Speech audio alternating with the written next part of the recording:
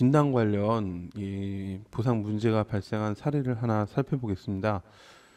진단서에는 이렇게 이제 폐암, 폐악성 신생물, 이것도 이제 같은 병명인데 폐암으로 이렇게 기록이 돼 있고, 여기 분류번호에는 C34.99 해서 상세불명의 폐악성 신생물, 요거에 이제 합당한 코드가 진단서에 이제 기록이 돼 있습니다. 여기 보면은 뭐 입원을 해서 뭐 흉곽경 수술을 했고, 그 폐에 이제 발견된 그 선암종을 제거해서 이제 조직 검사를 했는데, 여기에 보면은 TIS라는 이 의학 용어가 확인이 되는데, 이거는 이제 상피내암을 의미하는 코드입니다. 그 이제 용어입니다.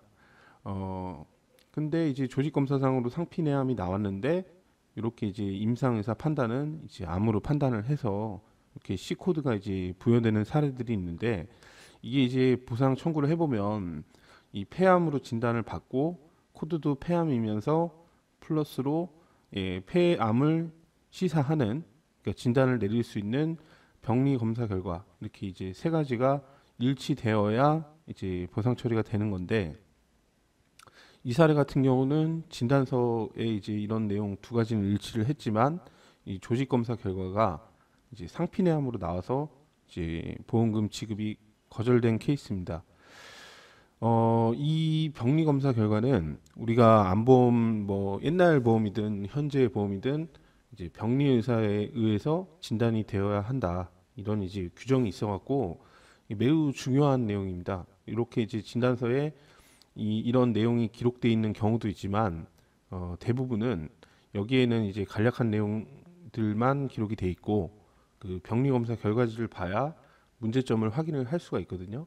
그래서 이 사례를 보면은 좌폐에 대해서 이제 그 절제술을 했고, 종양 절제술을 했고, 이게 아데노카시노마 인사이투 해서 이 선암종이 발견이 됐는데 상피내 암으로 확인이 된 겁니다.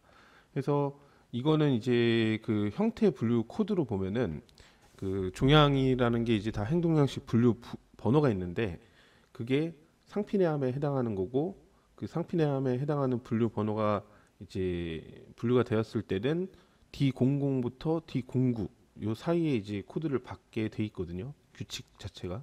그래서 이 사례는 D09 코드로 볼 수 있다. D09가 아니라 D02 코드로 볼 수 있다. 이렇게 해서 그 이제 제자리암, 상피내암 요 관련된 이제 보상 처리만 하겠다, 이런 이제 문제인데, 이런 사례들이 굉장히 많이 있습니다. 그러니까 뭐 진단서에는 이 암으로 진단이 됐는데 보상을 안 준다, 이런 식으로 이제 분쟁이 일어났다, 이렇게 이제 그 비슷한 유형의 사례들이 많이 나타나고 있는데, 어, 보험에서는 이 의사의 이 진단서만 가지고 보험금 지급 여부를 결정하는 게 아니라 요 병리 검사 결과, 요 병리 검사 결과가 매우 중요합니다. 이게 이제 보험금 지급 여부를 가리는 거고, 여기에 이제 우리가 악성으로 볼 수 있는 뭐 슬러시 3으로 분류가 되는 이런 내용들이 있다. 그러면은 이건 자연적으로 C00에서 C97로 그 사이에 코드를 부여받기 때문에 요 내용이 일단은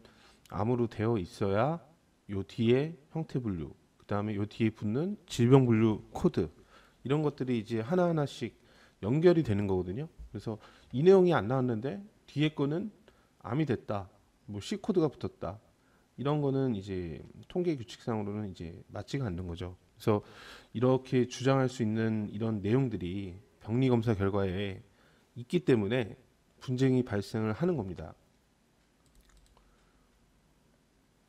그래서 이 폐암 청구를 할 때는 폐암뿐만이 아니라 뭐 다른 암도 마찬가지인데, 이 병리 검사 결과가 뭐 1기 이상의 폐암으로 보일 수 있는 내용이 있는지 그거를 먼저 확인을 해봐야 되고, 이렇게 병리 검사 결과지에 문제점이 나타나 있고 뭐 진단서에도 이 케이스는 뭐 이런 내용들이 잘 기재되지는 않는데, 의사 선생님이 이렇게 작성하신 내용을 보면 여기에 보면은 이런 문제점이 이제 확인이 되잖아요. 그래서 이런 청구권은 보험회사에서 이 내용을 보고 그냥 지급할 가능성이 거의 없습니다.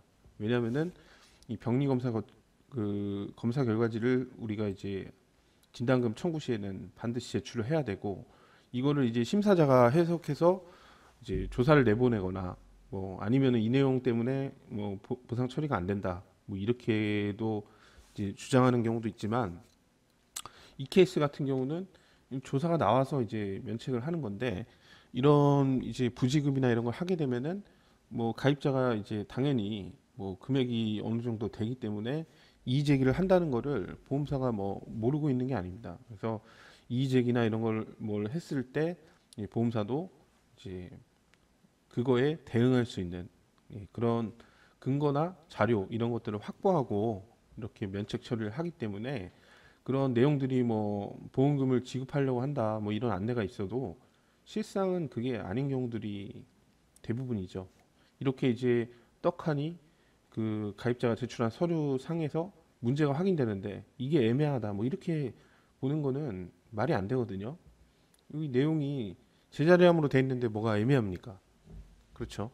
그렇기 때문에 이렇게 이런 내용들로 인해서 이제 보상이 거절되는 경우도 있지만, 이 전문가 선임 통해서 이제 해결할 수 있는 사례들도 있고, 이 케이스 같은 경우는 그래도 그 이제 지급 거절 후에 그 면책에 대한 이제 명확한 근거나 이런 것들이 좀 제가 봤을 때는 좀 불안정하게 확보가 되어 있었습니다. 그래서 이 케이스는 이제 진행을 했고, 저희가 이제 폐암으로 손해사정을 해서 최종적으로 지급 처리가 됐는데, 그 처리되는 그때까지 이게 쉽게 되는 게 아니라 엄청나게 그 기간이 뭐 소요되는 경우도 있고 뭐 여러 가지 이제 돌발 상황들이 많이 발생하기 때문에, 그런 상황들에 이제 내용을 정확하게 알고 대응을 잘 해야 됩니다.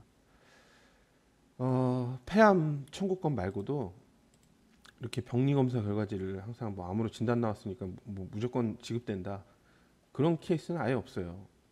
왜냐면은 보상 심사는 병리 의사에 의해서 진단이 되어야 한다는 약관 규정 때문에 병리 검사 결과지를 반드시 확인을 하고 있고, 이 내용까지도 아까 진단명, 그다음에 코드, 그다음에 병리 검사 결과 이렇게 이제 세 가지가 일치하는 경우에는 문제가 발생할 가능성이 거의 없습니다. 근데 이렇게 하나라도 이제 문제가 있는 경우, 이런 케이스는 이거에 맞는 각각의 사례에 맞는 이 대응이나 뭐 증명 이런 것들이 없는 이상에는 문제가 쉽게 해결될 가능성이 굉장히 낮습니다.